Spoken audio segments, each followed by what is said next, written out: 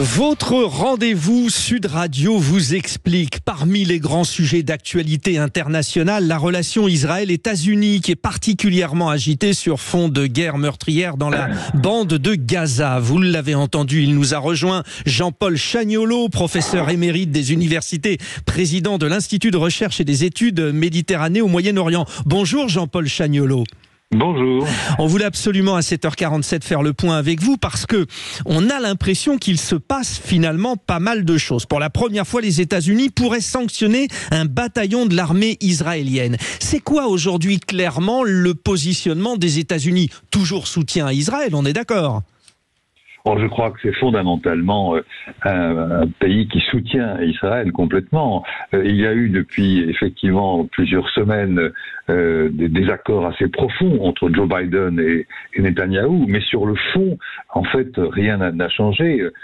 Quand il y a un vote au Conseil de sécurité aussi important que celui du 25 mars, c'est-à-dire une résolution qui appelait à un cessez-le-feu humanitaire immédiat, l'ambassadeur américain dit aussitôt que ce n'est pas une résolution contraignante, alors qu'évidemment, en termes de droit international, une résolution du Conseil de sécurité est contraignante, elle est obligatoire à l'égard de tous les États.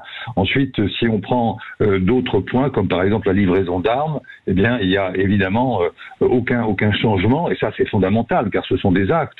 Et puis si on prend la situation aujourd'hui, la situation à Gaza, et en particulier ce qui se prépare sur Rafah, les États-Unis ont dit à plusieurs reprises à Israël qu'il ne fallait pas entamer cette attaque, qu'il ne fallait pas attaquer Rafah pour plein de raisons, mais d'abord des raisons humanitaires, et pourtant c'est ce qui se passe. Donc on est un peu dans un double langage, quoi. Ouais. Il y a une volonté de dire attention aux Israéliens, puis en même temps, rien n'est fait concrètement pour empêcher que ça se passe à l'encontre de ce que souhaitaient les Américains, sauf sur un point fondamental, il faut quand même le rappeler, au moment de la riposte contre l'Iran, il est clair que les États-Unis ont dû dire aux Israéliens qu'il fallait que cette riposte soit extrêmement calibré, comme l'on dit. Ouais, alors bon, vous évoquiez Rafah, rappelons-le, ville du sud de la bande de Gaza, qui est à la frontière avec l'Égypte, et il y a de gros enjeux. Nous avons bien compris votre explication, Jean-Paul Chagnolot.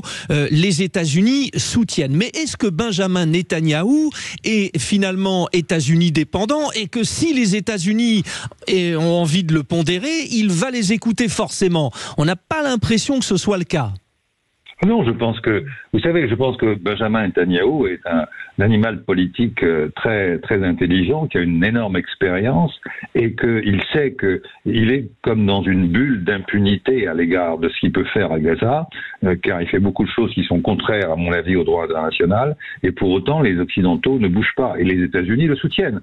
Donc dans ces conditions, il est clair qu'il peut y avoir des désaccords, et il y a des désaccords sûrement importants. Anthony Blinken l'a rappelé encore tout récemment, mais il n'empêche que ça n'infléchit en rien la position de Netanyahou.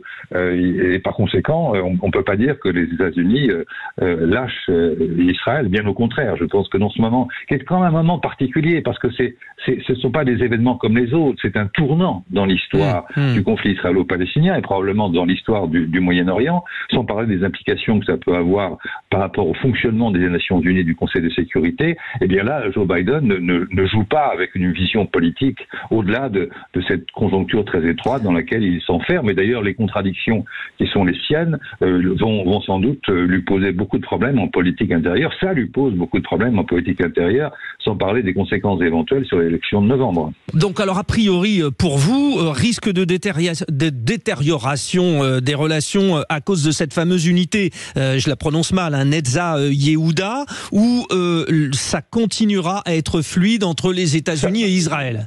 Non, je pense qu'il y a du fondamental. Il y a du fondamental et rien ne changera entre Israël et les États-Unis. Maintenant, effectivement, il y a des actions ponctuelles. Par exemple, le fait d'avoir décidé de prendre des sanctions contre certains colons qui étaient particulièrement violents en Cisjordanie, mais ça ne touche rien au fond ce qui se passe en profondeur avec la colonisation. Et puis le fait qu'un bataillon d'ultra-orthodoxes soit effectivement critiqué ne change rien en fait à ce que fait l'armée israélienne aujourd'hui à Gaza, et en particulier particulier ce qu'est en train de faire à Rafah, à l'encontre de ce que souhaitait Biden. Donc c'est clair que Biden ne peut pas infléchir Netanyahou de manière fondamentale, en tout cas en ce qui concerne la guerre à Gaza. Merci pour ces éclairages, Jean-Paul Chagnolot, professeur émérite des universités, pour ces explications, parce que c'est vrai qu'on a besoin d'y voir un petit peu plus clair. 7h51, dans un instant, nous respirons. Est-ce qu'il va nous refaire le coup d'hier avec son aspirateur, vous savez, totalement fou? Guy Carlier arrive dans un instant, on va se détendre.